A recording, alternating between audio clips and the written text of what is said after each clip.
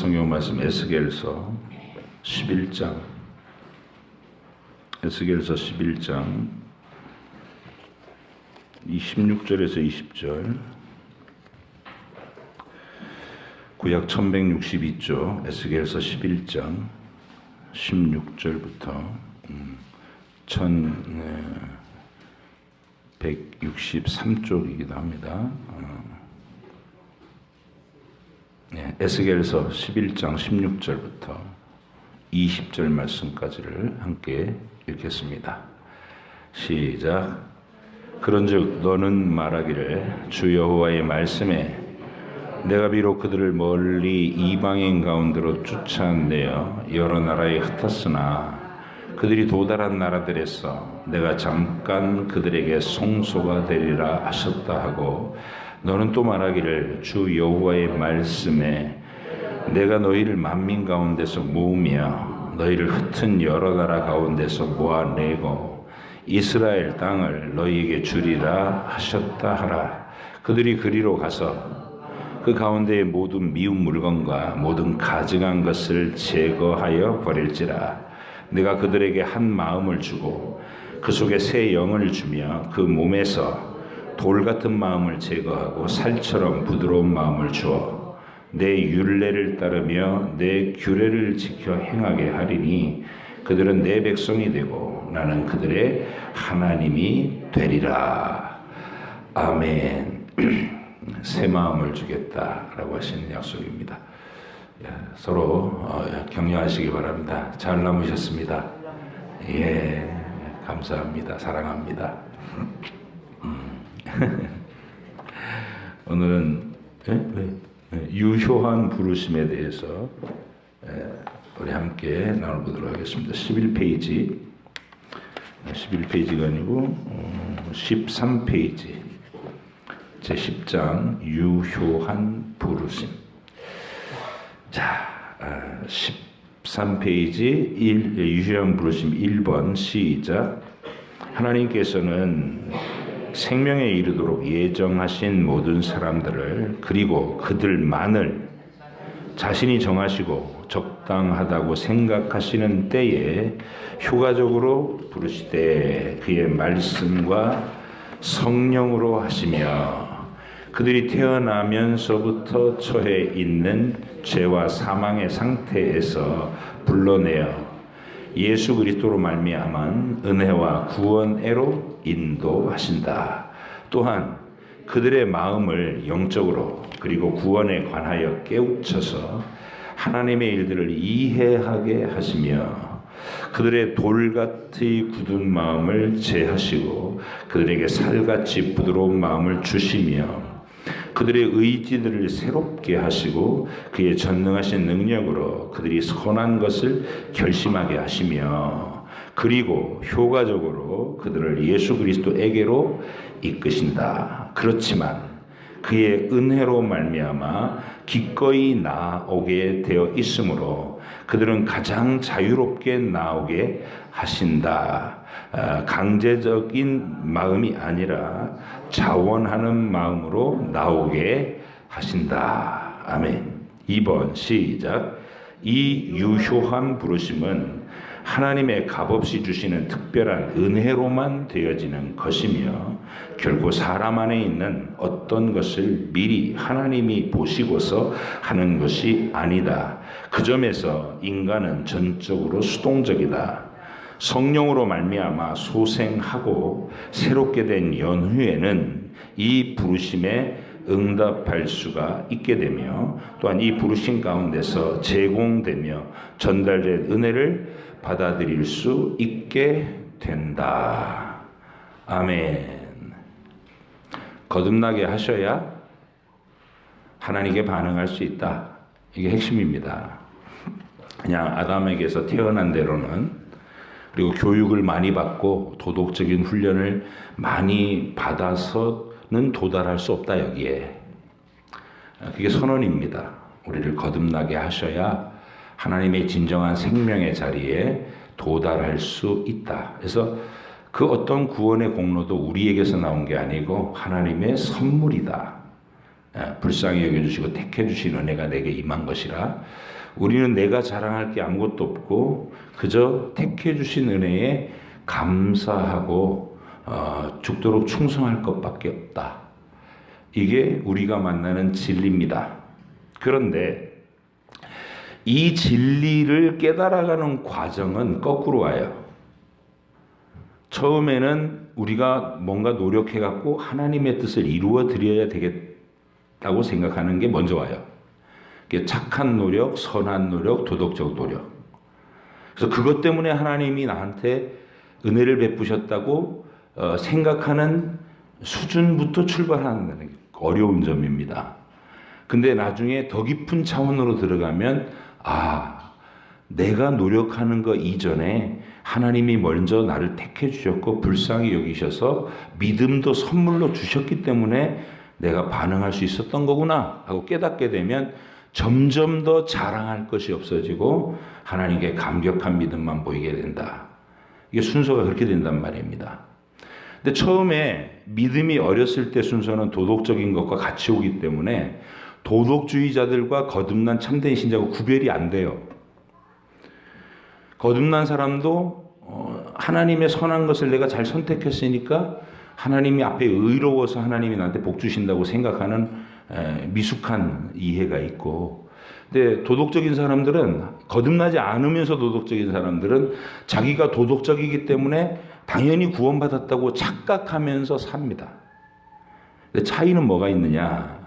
도덕주의자들은 점점 그게 강화되면서 자기 자랑에 들어가요. 자기 확신, 자기 자랑, 자기 교만, 자기가 기준이 되고 딴 사람을 멸시하고 정죄하고 심판하고 이쪽으로 흘러요.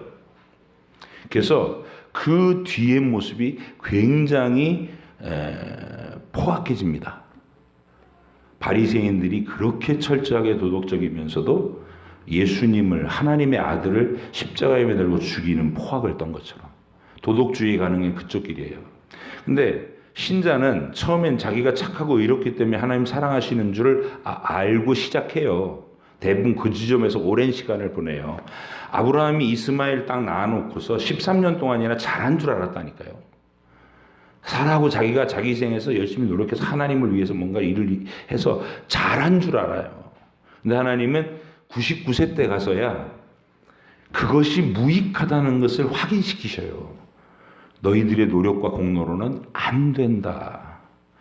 나의 오직 불쌍히 여기고 재창조해 주시는 새롭게 하는 능력만이 너에게 진짜 구원이 임하게 할 거야. 이스마엘로는 안 되고 100살에 낳는 사라에게서 태어나는 그 아들만 되는 거야.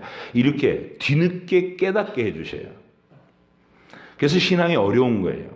많은 교회가 하나님의 말씀을 도덕적인 어떤 선행을 자꾸 고치시키는 걸 하나님 말씀이라고 착각하고 가르칠 때가 많아요. 근데 그것은 한계가 있어요. 왜냐하면 하나님이 원하시는 참된 진리는 그거보다 더 깊은 것이기 때문에 그래요.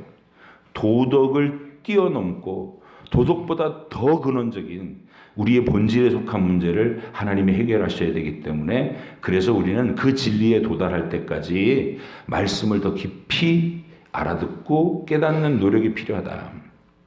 그래서 오늘 제가 들려드리고 싶은 얘기는 이런 얘기입니다. 여러분, 다윗이 기록한 시편에 아주 대별되는 시편이 18편은 젊은 시절에 하나님이 그가 늘 믿음으로 행하고 믿음으로 선택하고 믿음의 용기를 보여갖고 그를 왕으로 떡 세워주시는 그 어간에 하나님께 정말 감사한 마음으로, 근데 그 속에 의기양양함이 약간 섞여 있는 마음으로 쓴 게 시편 18편이고요. 시편 51편은 밧세바 사건을 저지르고 나서 자기도 자기 스스로에게 너무 경악을 금치 못하는 거예요. 내 안에 이런 게 들어있었다니 하면서 무너져서 하나님 앞에 엎드려서 내가 여지껏 의롭다고 생각했고 내가 잘한다고 생각했던 의지했던 모든 게 다 허물어졌습니다. 하나님, 내 안에 나를 새롭게 창조해 주시는 것 외에는 나는 소망이 없습니다. 이렇게 처절하게 고백하는 자리, 그게 51편이에요. 그래서 18편은 젊었을 때 의로울 때 쓴 거고 51편은 하나님 앞에서 처절히 실패하고서 죄악의 깊은 진창에서 울부짖으며 쓴 시가 시편 51편이에요. 그런데 이 두 시편을 여러분이 잘 비교해 보실 필요가 있는 게요. 먼저 시편 18편 한번 가보세요. 시편 18편 20절로 27절 한번 보십시다.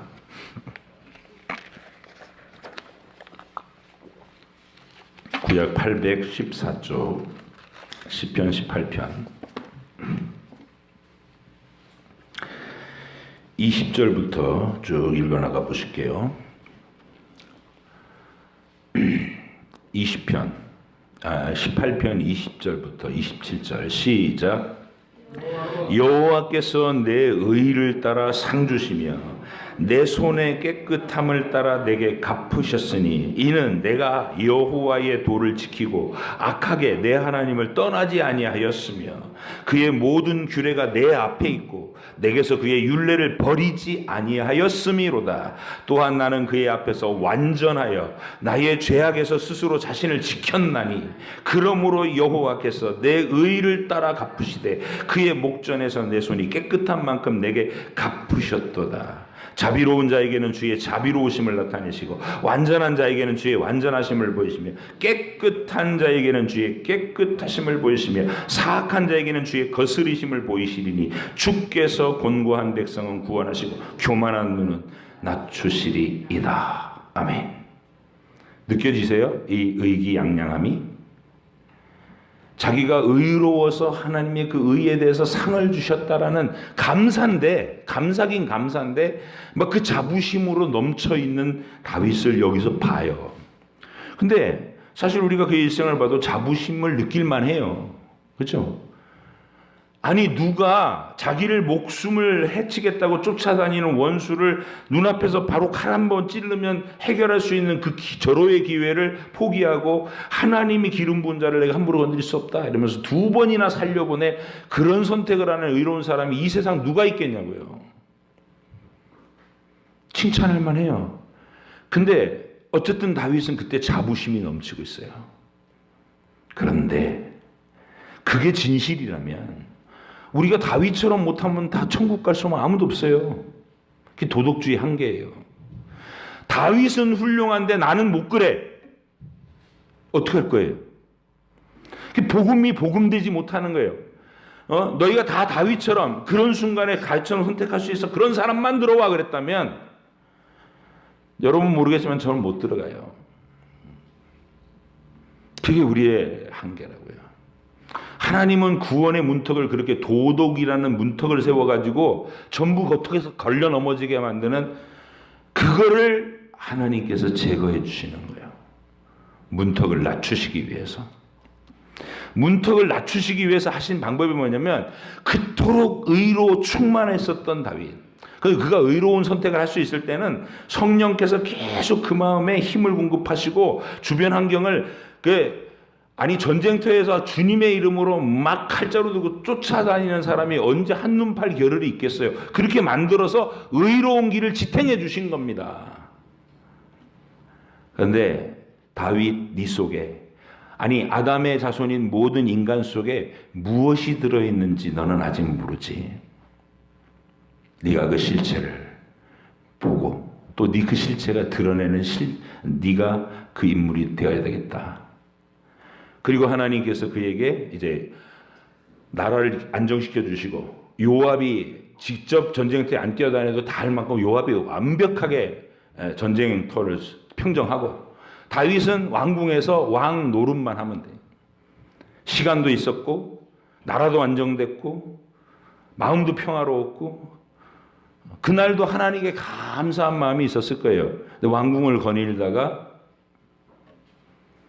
그가 평소에는 눈여겨보지 못했던 마음속 깊은 그 인간적인 외로움, 어렸을 때부터 그 마음속에 있는 어떤 상처와 우울한 그림자, 미갈 공주하고 결혼할 때만 해도 그 사람이 자기의 평생의 사랑이 될 거라고 확신했는데 그게 막 삶의 우여곡절과 사울의 광기 속에서 엉뚱한 사람한테 가서 10년 동안 그 사람하고 잘 살아버리는 자기 첫사랑 미갈. 다윗에게는 그게 허전함으로, 외로움으로, 서글픔으로 깔려 있는 거예요.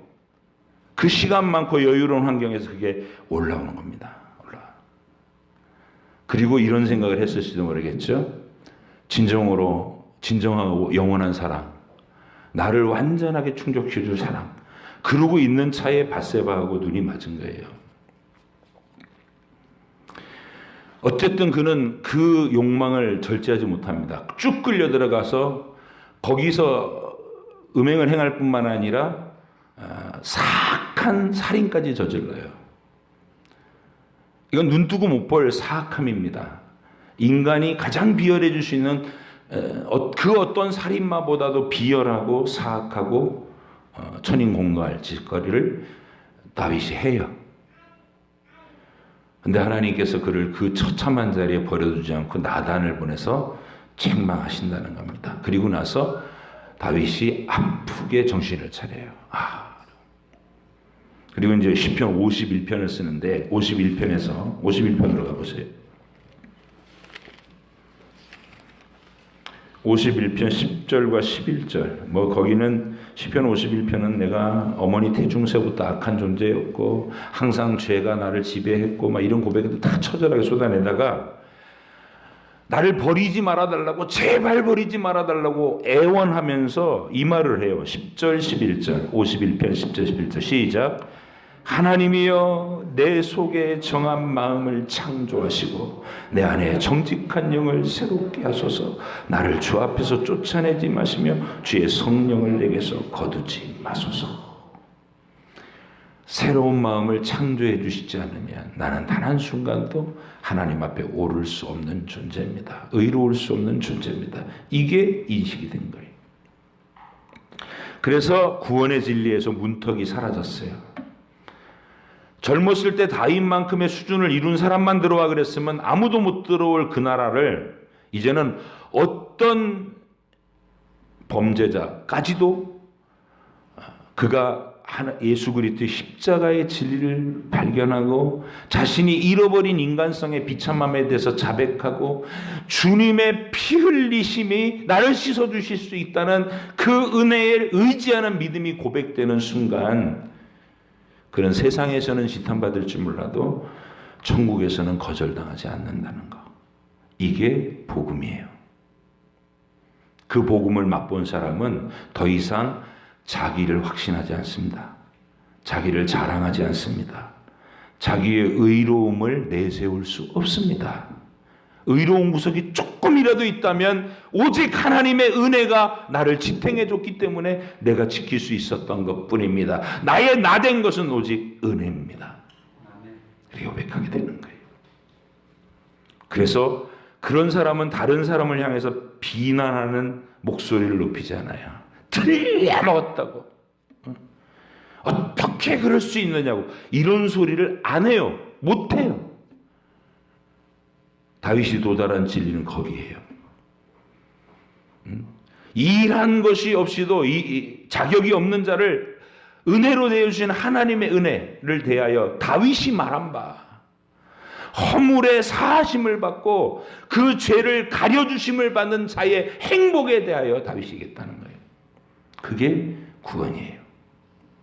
그래서 구원의 진리에 도달한 사람들은 하나님의 교회 안에서 자기의 의로웠던 행위를 가지고 딴 사람을 정죄하는 데 써먹지 않습니다.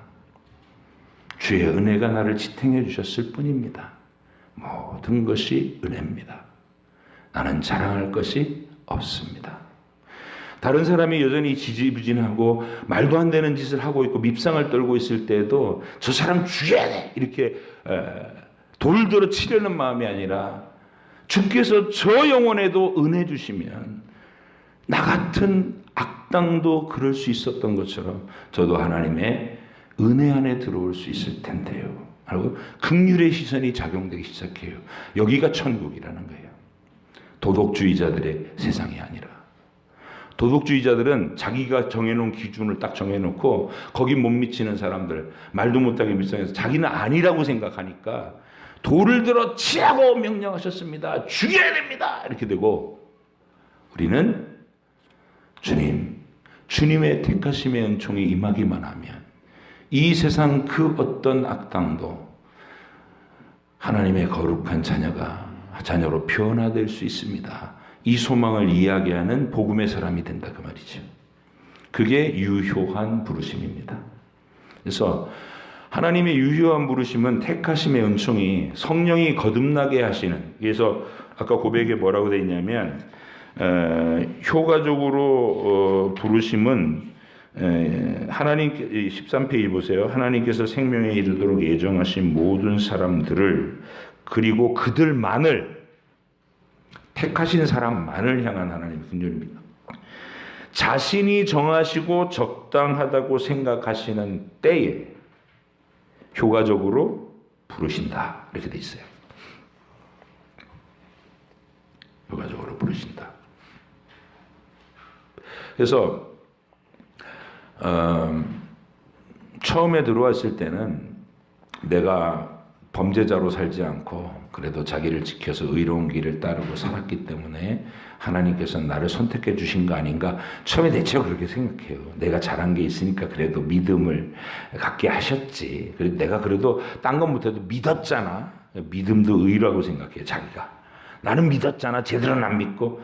근데 나중에 알고 보니까 그 믿음도 니한테서 나온 게 아니라 선물이래. 하나님의 성령이 주신 선물이래. 그래서 우리는 은혜뿐이구나 이렇게 알게 되는 것이고요. 그 유효한 부르심은 어느 순간에 가장 깊이 눈 떴을 때, 여러분 택하심은 우리가 알 수 없는 거기 때문에, 그리고 중생은 보이지 않게 이루어지는 거기 때문에 우리는 그 어느 누가 중생한 사람인지 누가 아직은 아닌지 이런 건 우리는 몰라요. 그냥 교회 열심히 잘 나오고 도덕주의자로 남아 있어도 그 사람 구원받은 사람이라고 우리는 알아요. 근데 거듭난 사람, 거듭남이 효력 있게 나타난 사람은 분명한 표시가 나요. 제일 큰 표시는 자랑하지 않는다. 자랑하지 못하게 된다. 이게 첫 번째 표시고, 두 번째 표시는 다른 사람을 정죄하지 않는다. 10세. 판단하고 정죄하지 못한다. 이런 게 있고요. 끝없이 감격한다. 그죠? 의로웠던 사람들은요, 자기가 의롭다고 생각했던 사람은 하나님께서 자기 인생에 잘 뜻대로 안 풀어주면 입이 대빨이 나와가지고 하나님 왜 이러시는 겁니까? 이렇게 뻣뻣할 수도 있는데, 은혜를 경험한 사람들은 지옥에 던지셔도 할 말이 없는데 나를 구원의 은혜 속에 참여하게 해주신 하나님 너무 감사합니다 하고 하나님 앞에 엎드려요. 그리고 너그러워집니다. 사납지 않습니다. 이런 게 이제 거듭난 사람들의 여러 가지 특징 중에 하나예요. 사납지 않고, 불평불만이 터져나오는 말보다 감사하는 말이 훨씬 많고, 그리고 절망적인 상황에서도 희망의 말을 할 줄 알게 되고, 하나님이 살아계시고 우리가 고난을 당하지만 이 고난이 끝이 아니고 하나님의 위대한 계획이 있을 거다. 하나님 신뢰하자. 더 비참한 지옥의 자리에서도, 멸망의 자리에서도 우리를 아들의 피로 건져주신 분이 그분 아니니 우리가 다음 하나님의 위로를 기다리자. 이런 말을 할 수 있게 돼요. 소망적이고 진취적이고 긍정적이고 너그럽고 따뜻하고 화목하고. 멋지죠? 거듭남, 유효한 부르심이 경험된 사람, 그것을 드러나가지고 고백하기 시작한 사람. 다윗이 시편 18편을 쓸 때까지만 해도 도무지 표현할 수 없었던 그 은혜로움에 대하여 51편을 통과하고 나서는 그의 말년이 그랬다는 거예요. 하나님의 은혜 속에 확신 있고 따뜻하고 너그럽고 오래 참고, 그리고 감격하고 눈물겹고, 이런 특징이 유효한 부르심을 이게 경험으로도 체험한 여러분 되셔서 부디 여러분의 신앙 인생이 정말 행복함 속에 거하고 감격 속에 살아갈 수 있기를 축원합니다. 그걸 못 느끼는 사람들, 이제 제가 이게 거듭남을 경험한 사람의 모습과 경험하지 못한 사람의 모습은 일단은 태도에서 차이가 나는데, 제 인생에서도 그런 부분이 있었어요. 제가 교회를, 그거는 알 수 없는 이끌림이시라 그랬어요. 알 수 없는 이끌림. 많은 고통 가운데 알 수 없는 이끌림에 교회가 좋았고 교회로 끌려왔고 교회 안에서 있었는데 제 마음에 끊임없이 괴롭히는 건 의심이었어요. 의심. 정말 있을까? 정말 계실까? 정말 이럴까? 이런 의심. 근데 그거를 아무도 답변을 해줄 수 있는 사람은 사실은 없죠. 그래서 무척 고통스러웠어요. 그 기간이 꽤 길어요, 생각보다. 아래에서 깨어나올 때까지. 근데 그때는 찬송을 부를 때 막 하나님 앞에 열정적으로 눈물 콧물 흘리면서 손 버쩍버쩍 들리고 막 이렇게 찬양하는 사람들을 보면 속으로 나도 은혜 속에 들어와 있지만 속으로 미친 거 아니야? 그런 생각이 들어요. 그래서 죽어도 손을 안 올려. 저 너무 어거지같이 보여.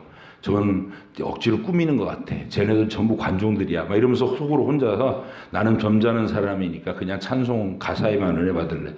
그러는데 그 기간이 진짜 하나님의 이 다윗이 만난 것 같은 거듭남에 대한 그 확신에 들고 하나님 나 같은 것을 살려주셨다는 감동을 체험하고 막 엉엉 통곡하면서 감사해요 감사해요. 그 순간이 지나고 나니까 찬송 부를 때 손으로 번쩍 올라가요. 어디에서나 의식하지 않고 쭈뼛거리지 않고 주여 감사합니다 올라가고 눈물이 철철 흐르고 이게 자유로워지는 겁니다. 여러분의 자녀들이 그 자유에 도달하는 걸 보시기 바랍니다. 아직 그러니까 택하심을 안 받아도 걔가 교회를 못 떠나고 있고 안 믿어져요. 자꾸 이 소리를 해. 저도 그랬다니까요. 안 믿어져요. 오죽하면 저를 지도하는 전도사님이 저보고 주호 씨는 답이 없습니다 그러더라고. 내가 지금까지도 지금은 나중에 목사님이 되시지만 그분한테 감정이 별로 안 좋아요. 말을 그렇게밖에 못 해줬냐? 전도사가 돼가지고. 근데 희망을 주는 말을 했어야지. 내가 자꾸 의심이 들어요 그랬더니 너한테는 답이 없대. 그리고 옆에 맨날 철철 우는 형한테 그 사람이 이름이 만영 씨였는데 만영 씨는 어떻고 저쩌고 막 좋은 소리를 해주는 거야. 그러면 듣는 제가 얼마나 서러워요. 가뜩이나 의심 생각도 힘들어 죽겠는데. 근데도 나는 교회를 안 떠났고 그 한만영 씨는 신학교 갔다가 그리고 그 신학생들 서로 막 싸우고 그런 꼬라지 보다가 팽개치고 가버렸어요. 교회도 안 나와. 누가 택하신 사람이에요? 고뇌하는 진주호가 택하신 사람이지. 근데 그때는 힘들단 말이에요. 안 믿어져요. 아직도 의심이 생겨요. 엄마. 우리 멤버 중에도 있어요. 근데 걔가 주일날 못 떠나. 늘 여기 잡혀와요. 찬양도 해요. 근데도 아직도 힘들어해. 근데 저는 제 옛날에 처음에 그 느낌이 그게 얼마나 힘든지 알기 때문에 볼 때마다 가슴이 아려요. 그래서 기도를 많이 해요. 빨리 주님 그에게 좀 툭 터져가지고 감격스러운 그 순간을 주시라고. 다른 친구들은 막 해맑게 막 찬양을 해도 이게 웃음과 몸짓이 자유로운데 그 친구는 애써서 견디는 거예요. 찬양을 해도 몸은 흔들어야 되겠고 이렇게 흔들면서 겨우겨우. 근데 저는 제일 눈물겨워요. 그래. 하나님의 택하심이 너를 붙들기기 때문에 네가 여기 잡혀와 있는 거야. 근데 하나님이 제가 그 친구한테도 그랬어요. 하나님이 택하심이 없으면 하나님을 버리고 교회를 버리는 일이 씹던 껌 버리는 것보다 쉬워. 근데 넌 못 버리잖아. 못 떠나잖아. 하나님 널 택하신 거야. 기다려. 포기하지 마. 맨날 그래. 마음에 포기할까 봐. 낙심하고 주저앉을까 봐. 포기하지 마. 그 해산의 고통을 안고 있는 거예요.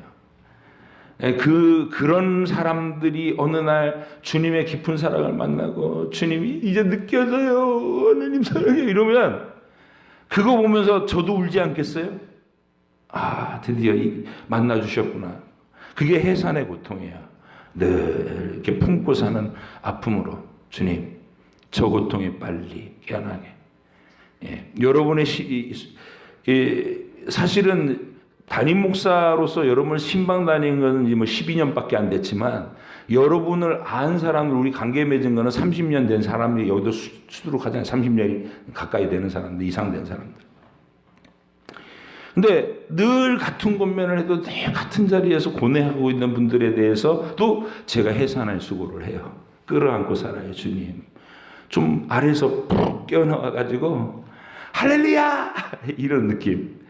이제 만났어요. 그러면서 막 즐거워하는 모습을 보고 싶은, 그게 유효한 부르심을 기다리고 있는, 이미 유효한 부르심 때문에 잡혀와 있지만 그것이 자기 절절한 느낌으로 체험됐을 때 느낄 수 있는 행복의 크기를 제가 알기 때문에, 그 답답한 자리에서 그 의심되는, 이게 의심이 되면 하나님이 진짜 안 계시면 어떡하지? 이러면 그걸로 뭐 안 계시면 말지 뭐.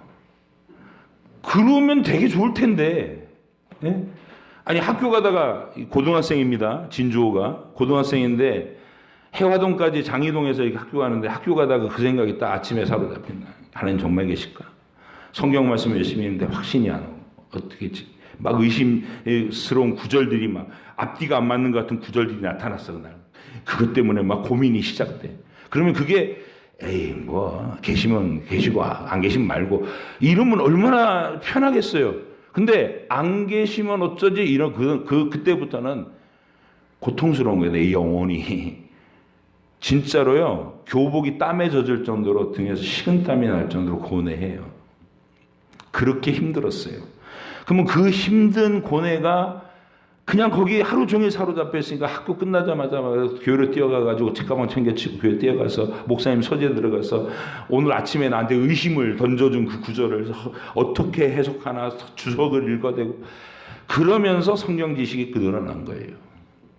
아마 그 고통과 고뇌가 없었으면 제가 성경을 그렇게 열심히 읽는 사람이 되지 않았을 수도 있겠죠. 하나님은 지혜로우시니까.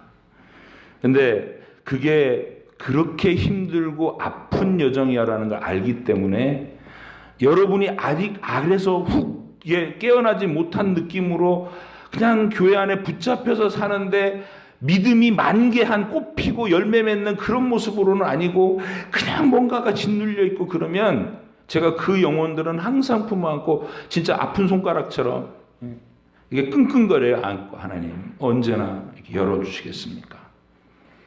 여러분 모두에게 유효한 부르심이 강력하게 임해서 여러분이 그 자유로운 해방감을 느끼시기 바랍니다. 할렐루야 그러면 그냥 내 마음속에 열정이 아멘 이러고 손이 저절로 올라가는. 옛날엔 오순절 계통에 있는 저쪽 사람들이 뭐 목사가 한마디 하면 아멘, 손 들고 아멘, 아멘. 우리 교회는 그런 분위기 아니죠. 그 분위기 좋은 거예요. 얼마나 자유로운 건가. 내 안에 열정이 있어서 하나님 앞에 손이 버떡버떡 올라가는 건 행복한 거다. 여러분 그 은혜를 구하시기 바랍니다. 하나님 유효한 부르심이 나를 사로잡아서, 다윗이 자기가 의로워서 하나님이 사랑하신다고 착각하고 살았던 세월, 그 너머에 인간성을 상실할 만큼 처절한 죄 속에 굴러떨어졌을 때도 하나님은 그를 위한 위대한 사랑의 계획을 갖고 계셨다. 그게 바로 우리 주 예수 그리스도의 십자가 사랑이다.